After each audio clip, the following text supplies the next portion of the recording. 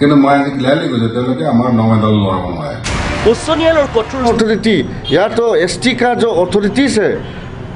उनको constitutional provision के हिसाब से एसटी का सर्टिफिकेट देना चाहिए। वो जो जजमेंट में जो लिखा गया था उसको हम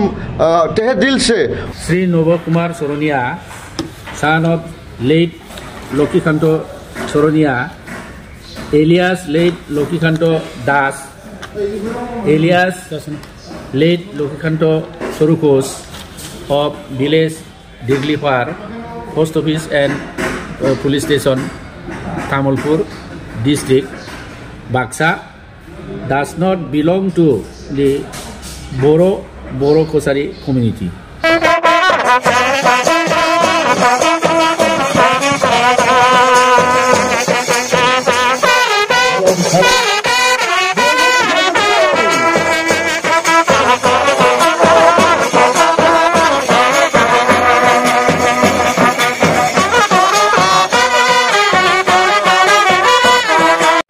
मोनदोंब्ला बेखौ नांनानै नैबे अर्डारखौ नांबा जोंनाव लांफै जाय बे इलिगेल लादों बे सार्टिफिकेट इलिगेल लानायफोरखौ दानिफ्रायनो दाननांगौ आरो जिखुनु स्कुल कलेज इन्जिनियारिं कलेज इउनिभारसिटिफ्राव सिआइटिफ्राव बिदि दङब्ला कास्ट टेका लानानै बर' जानानै बर' सार्टिफिकेट लानाय एसटि लानाय दंब्ला बिथांमोनहा बिसोरखौ एसटिनिफ्राय बोख्लायदो बेखौ खालामनांगौ आरो जोंनि मानसिफ्रा बेखौ कमप्लेन हैनांगौ। दिनैनि समाव सारमोननि मावफुंनायाव नव सरनियानि माबायाव एगेन्स्टआव जि साक्सेसफुल बर' हारिनि थाखाय इयुनाव जाहाथे गुबुना बेबायदि आरो ट्राइबेलनि सार्टिफिकेट लानानै जाहाथे बेबायदि दा मावथों होननानै दिनै मावनानै दिन्थिबाय। लोगोसे मोननै हान्जा दं जोंनि बर' हारिनि गेजेराव इउपिपिएल आरो बिपिएफ मोननै हान्जानि थाखाय ट्राइबेलनि खथायाव जाय मानसिया जेनेरेल मानसिया गसंदोंमोन दिनै मोननै हान्जानि थाखाय मोजां जागोन नामा? बे मोननै माबानि थाखाय मोजांनि खोथा खारन मोननै पार्टिनि बिथोरावनो सासेया मोनगोन। गोदो आवगायाव मावदोंमोन नाथाय जों ज' दंमोन नाथाय लासैनो गुगालांजोबनानै रावबो मानसिफ्रानो बे खामानियाव आखाइ होयाखै। इभेन जोंनि गोरों गोराफ्राबो प्रफेसार लेक्सारारनिफ्राय लानानै बुंजायो बे माथो बर' कसारिखासोनो बर'खासो बिनि सार्टिफिकेटखौ बोरै दाननो हानांगौ माथो हाइ कर्ट सुप्रिम कर्ट देरहाबायनो बेबायदि होनजानायाव जोंखौ अनेक मरेल डाउन होदोंमोन अनेक जोंखौ अपदस्थ होदोंमोन थेवबो माने थगायजादों बियो माने हारिखौ थगायनानै सार्टिफिकेट लादों। बेखौ मिथिनायफ्रा माने मिथियै बादि थानानै जोंनि मानसिफ्रा गावनि खुथिखौनो रियेलाइज खालामनो हायैखाय आङो बेखौ एकदम नायनानै थानो हायाखै। बे नायनानै थानो हायैखाय आङो बे माने बिथांनि बे थगायनानै लानाय सार्टिफिकेटखौ दानहोथारनांगौ बा बियो बेबादि जालियाथि खालामनानै बे जोंनि ट्राइबेलनि रिजार्भ माने लकसभा कन्स्टिटुन्सिखौ माने पलिटिकेल माबाखौ राइटखौ जोंनि रिजार्भ राइटखौ बियो सिख'नानै लांनायखौ आङो माने सह्य खालामनो हायाखै। बिथां जनकाल बसुमतारी बिथाङा आइआरएस रिटायार बिथाङा बैसो जाबाय नाथाय बिथाङा बैसो जादोंब्लाबो दासिमबो जोंनि बर' हारिनि थाखाय गोबां खामानि मावगासिनो दङ। गुबैयै नैबे क'क्राझारनि एसटि रिजार्भ बेहाय जायोबा गेलेगासिनो दंमोन नब कुमार सरनिया बिथांनि एगेन्सि बिथाङा गोख्रों एक्सन लादों आरो दा बे एक्सना दिनै जाफुंनो थांगासिनो दङ बा जाफुंबाय। 100% जाजोबाखैबाबो जायखिजाया बे 100%आव 99%आ जाजोब्बाय। दा बे 1%आ दंबावो एसे। दा बिथाङा बेबायदि बैसोआव बेबायदि जोंनि बर' हारिखौ साननानै बेबायदि गोग्गानाय खालामदों। दा बिथाङा मा बुङो बेनि सायाव नोंथाङा जे एफाग्राब बेबायदि नांथाबबोबाय हारिनि थाखाय बिनि सायाव फंनैसो बुंदो। आथिखालनि लाइमोनफोराथ' जेबोखौनो बुंनो रोंला दा बेनि सायाव हारिनि सायाव जेबोखौनो साननो रोंला।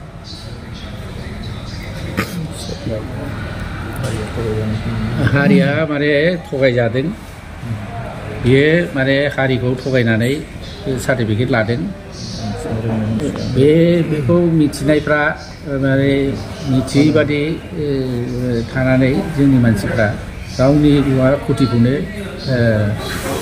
रियेलाइज खालामनो हायैखाय आङो बेखौ एकदम नायनानै थानो हायाखै बे नायनानै थानो हायैखाय आङो बे माने बिथांनि बे थगायनानै लानाय सार्टिफिकेटखौ दानहोथारनांगौ बा बियो बेबादि जालियाथि खालामनानै बे जोंनि ट्राइबेलनि रिजार्भ माने लकसभा कन्स्टिटुन्सिखौ माने पलिटिकेल माबाखौ राइटखौ जोंनि रिजार्भ राइटखौ बियो सिख'नानै लांनायखौ आङो माने सह्य खालामनो हायाखै बिनि थाखायनो माने आङो बे खामानिखौ नारा नाथा नोंथाङा बे खामानिखौ मावनायाव गुबुननिफ्राय हेंथा फैदोंमोन नामा नोंखौ डाउनाव खुलिदोंमोन नामा बा लोरबां देखायदोंमोन नामा नोंथांखौ बेखौथ' अनेकानो मोनदों अनेकनिफ्राय मोनदों बे माबानिफ्रायनो जोंनि बे माबा लिडारफोर दैदेनगिरिफोरनिफ्रायनो मोनदों दैदेनगिरिफ्रा बिसोर सानदों जे गावसोरनि पलिटिकेल मुलाम्फानि थाखाय बिसोर सानदों जे माने बिनि सार्टिफिकेटखौ दानहोबा माबाबा माने गावस्रा माने पलिटिकेल हेम्पार मोनगोन पलिटिकेल हेम्पार मोननाया बेनो जे माने गुबुन हारिनिफ्राय बे माबाखौ भटखौ बिसोर मोननाय नङा बेखौ साननानैनो बिसोरो माने हेल्प खालामाखै बा माने एरायनानै थादोंमोन नोंथांमोना खोनाबाय जानांगौ बिथांखौ बेबायदि प्रसार खालामदोंमोन बा दैदेनगिरिफोराबो बेबायदि हेंथा होदोंमोन मानोना पलिटिकेलनि माखासे खोथा दं बेनि सायावनो बिथांखौ बेबायदि हेंथा होनाय जादोंमोन आरो बेजों लोगोसे दैदेनगिरिफोरनिफ्राय नोंथांखौ हुमखिबो होदों नामा सिगांनि समाव हुमखि होनाया माने बाराद्राय माबाजों जायाखै खिन्थु इनडाइरेक्टलि बेबायदि हुमखि खामानि मावजानो बानायखौ बुंदों नोंथाङा बेबायदि थासारिसिम सफैनायाव सोरनिफ्रायबा जेनेबा माबा मोनसे बिदिनो आखाइ खरसाफोर बा सोरनिफ्रायबा मोनदों नामा बिदि बेबादि रावनिफ्रायबो मोनाखै माने माबायाव बे माबायाव पार्टिकुलारलि बे केसाव आरोखि बे स्कुलनि कमिटि केसाव माने रावनिफ्रायबो मोनाखै दा साफा सानै बे माबा एकदम माने नगण्य आरोखि साफा सानै क्ल'ज आंखौ मोजां मोनग्रा क्ल'ज बिसोर माने माबा थाइसे थाइनै बा माबा माने गारि भारानि थाखाय बेबादि खालामनानै खनसे खननै हरदों आरोखि दा बिनि थाखाय आङो बिसिनाव आङो माने बिराद साबायखर आरो आङो बिनि थाखाय माने माबा कृतज्ञ आरोखि आथिखालनि लाइमोनफोरनि सायाव थुलुंगा होनो सानो नामा नोंथाङा बेबायदि खस्थ' खालामनायनि सायाव माबा मोनसे जेनेबा लाइमोनफोरा बिदि हारिनि अलखदाव बिदि हेफाजाब खालामथों जाथों लाइमोनफ्रा माने बिसोर माने मा खालामनो बिसोरो माने थुलुंगा होनाया लाइमोनफोरखौनो जों होनांगौ बेबायदि माने अननाय खामानिखौ जाहाथे जारिनि एगेन्स्टै अननायखौ जाहाथे खामानि मावनो हाया लाइमोनफ्रा बेखौ माने जोंनिफ्राय थुलुंगा मोननानै बेखौ माने सांग्रां जानांगौ बेल' आंनि कुइसनखौ सारनि मोनथिनायाव आरो ट्राइबेलनि खथायाव जिखुनु जाया गभार्नमेन्ट जब मावनाय बिनि सायाव सोरबा जेनेरेल मानसिया ट्राइबेलनि खथायाव मावनानै दं सारमोननि नुनायाव दं नामा दिनैसिम बेबादि दङ दा बेखौ जोंल' नांनो नाङा बेखौ सोरबा जुदि आंबो जेनेबा केन्डिडेटमोन नोंथाङाबो केन्डिडेटमोन बे समाव आं मोननांगौमोन आं जेनेरेल ट्राइबेल मानसि हिसाबै खिन्थु बे अना ट्राइबेला बे ट्राइबेल सार्टिफिकेट लानानै दा अनेक सार्टिफिकेट लाबाय बिसोर 2009निफ्राय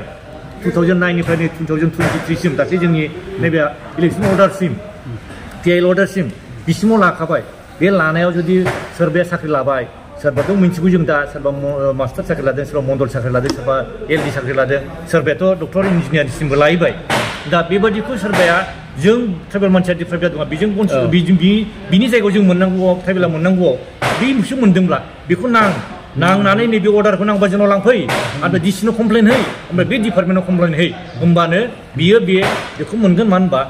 अलरेडि डिपार्टमेन्ट गभर्नमेन्टआ गावसोरनो बेखौ उइथड्र खालामबाय जे बिसोरनो इलिगेल भाबै होनाया जों उइथड्र खालामबाय बे जोंनि भुलमोन होननानै गावसोरनो एडमिट खालामबाय माने होमबा बे नंला बिसोरना केन्सेल जाखाबाय दा बेवहाय रावबो गिनाङा सोरबा बिदि दङ दा नोंखाय सोरबा बेबायदि दंबा जोंनि रायजो राजाफ्रा गावबागाव जायगायाव गावबागाव एरियायावनो गावबागाव डिस्ट्रिक्टआवनो बेखौ खालाम जे सोरबा मिथिदोंब्ला बेखौ खालामहैदो डिस्ट्रिक्टआव कमप्लेन हैदो कमप्लेन होना बे डिपार्टमेन्टआव कमप्लेन हैदो जे बेबायदि जों मिथिनायाव दङ सोरबा इन्जिनियार डाक्टार बा फरायनाय सोरबा CIT आव फरायहैनायफ्राव बेबायदि जानानै दङ खिन्थु हय बिसोर एडमिसन लाबाय जों कनसिडारेबल खालामनो हागौ जे बिसोर एडमिसन लाबायबा लाबाय सोरबा 3 years 4 yearsसिम थांबाय लास्ट इयार जालायहैनोसै लाबायब्ला बिसोर खिन्थु ट्राइबेल ST माबाखौल' बे मर्यादाखौ मोना बिसोरो लाबाय जेनेरेल थाहैनांगौ बिसोर ST नि खथा लानानै ST नि बेनिफिटखौ मोननो मोना बेखौल' खालामनांगौ आरो इयुनाव जाहाथे लानो मोना आरो जाय बे इलिगेल लादों बे सार्टिफिकेट इलिगेल लानायफोरखौ दानिफ्रायनो दाननांगौ आरो जिखुनु स्कुल कलेज इन्जिनियारिं कलेज इउनिभार्सिटिफ्राव CIT फ्राव बिदि दङब्ला टेका लानानै बर' जानानै बर' सार्टिफिकेट लानाय ST लानाय दंब्ला बिथांमोनहा बिसोरखौ ST निफ्राय बोख्लायदो बेखौ खालामनांगौ आरो जोंनि मानसिफोरा बेखौ कमप्लेन हैनांगौ बेखिनियानो लोगोसे जोबथारनायाव दिनैनि समाव सारमोननि मावफुंनायाव नबसरनियानि माबायाव एगेन्स्टआव जि साक्सेसफुल बर' हारिनि थाखाय इयुनाव जाहाथे गुबुना बेबायदि आरो ट्राइबेलनि सार्टिफिकेट लानानै जाहाथे बेबायदि दा मावथों होननानै दिनै मावनानै दिन्थिबाय लोगोसे मोननै हान्जा दं जोंनि बर' हारिनि गेजेराव UPPL आरो BPF मोननै हान्जानि थाखाय ट्राइबेलनि खथायाव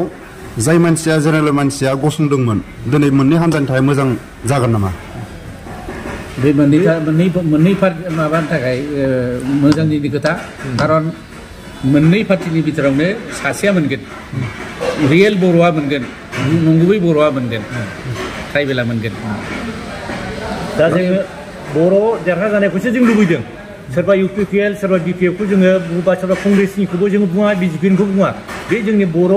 ट्राइबेल हिसाबै ट्राइबेल सेराव ट्राइबेलानो गेलेथों सोरनि पार्टिया देरहालाङो जोंहा बेहाय बुंनांगौ गैया बा जोंहा मोनसे बेबायदिनो मोनसे जोंहा उद्देश्यबो गैया जों निजे जे थाबायदों जों निजे ओरैबायदि मोननांगौ बिदिबो गैया खिन्थु जोंनि ट्राइबेल सिटखौ सुख'नायनि थाखायसो जोङो नांदों दा जों बे ट्राइबेल सिटखौ लाबोफिनबाय बर' केन्डिडेटनि लाब जागोन दा जों बर' केन्डिडेटआनो जुदि जायोब्ला नन ST राव मोनलाब्ला गुबुन हारिया मोनलाबा अना बर'आ मोनलाब्ला बै अना बर' मानसिफ्रा हारसा मानसिफ्रा बे जोंनो सोरबा UPPL नि केन्डिडेट सोरबा BPF नि सोरबा BJP नि केन्डिडेट बा कंग्रेसनि केन्डिडेटनो होनांगोन खिन्थु बे ट्राइबेल मानसि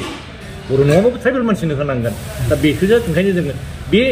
थासारिसिम लाबोनो हाबाय बेनि थाखायनो जोङो दिनै खुसि आरो जेब्लाबो रायजो राजाफोरखौ बेनि थाखाय जों खुसि होननानै जों सानो दा बर' रायजो राजाफोरनि गेजेराव मोनसे मेसेज होगोन नामा जेरै मोननै पार्टिखौ लानानै बर' रायजो राजाफ्रा BPF UPPL खौ लानानै पार्टि मोननाया जोंनि बर' हारिनिनो नाथाय देरसिन जेंनाया नबसरनियाखौ लानानै सिन्था खालामनो गोनां जादोंमोन दिनैनि समाव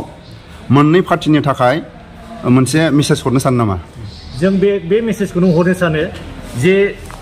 जोंबो बर'खौल' जों देरहाजानो लुबैदों जोङो मोननै पार्टिखौ जोङो जोंनि बर'फोरनि गेजेराव दा जोङो बे UPPL BPF जोङो बे पार्टि मोननैखौनो जोंनि बर' रायजो राजाफ्रा समर्थन खालामो हय दिनै BPF गाबोन UPPL जालायबाबो जों बेखौ समर्थन खालामो ओंखायनो बे मेसेजआ बेल' जे जोंनि बर' मानसियानो देरहालांनांगौ आरो इयुनाव जाहाथे गुबुना हायै बायदि गुबुना बेबायदि स्कप लानो हायै बायदि बेबायदिखौल' जोङो नाजाबाय थानांगौ नायबाय थानांगौ आरो जों बेनि थाखाय सांग्रां जानांगौ आरो जोंहा दा जोङो मोननै पार्टिनि बिथोराव जाय देरहालाङो बेबो बर'आनो थांगोन हिसाबै जोङो खुसि आरो इयुनाव जों बेखौल' खावलायबोगोन जे जोंहा दा क'क्राझार उदालगुरि दरं उदालगुरि मोननै जोंहा सिट दङब्ला जोंनि BTC एरियायाव रानलायनानै लानो हायोब्ला जों सानै MP बर' हरनो हायो सासे क'क्राझारनिफ्राय सासे उदालगुरि दरंनिफ्राय होमबा जोङो आरो सासे जोंहा रायजो सभायाव थांखाबाय जों साथाम MP बर' हरनो हायो बेखौ जुदि बिथांमोनहा कमप्रमाइस खालामलायोब्ला रायलायलायोब्ला जोंनिफ्राय रिकुवेस्ट जेरै जों दा गेजेराव जोङो अना बर'खौ जों फोजोबनानै होबाय बिनि थाखाय बिथांमोननि थाखाय बिराद मोजां बे पलिटिकेल गेलेनायनि थाखाय लाब जाबाय दा बिथांमोनहा शेयार खालामनानै लायोब्ला बेनि थाखाय बर' हारिनि थाखाय देरसिन आरो बे मोनसे मोजां सुजुग होननानै जों साननानै लायो बे मुहुर्तआव गोजोननाय थाबाय सार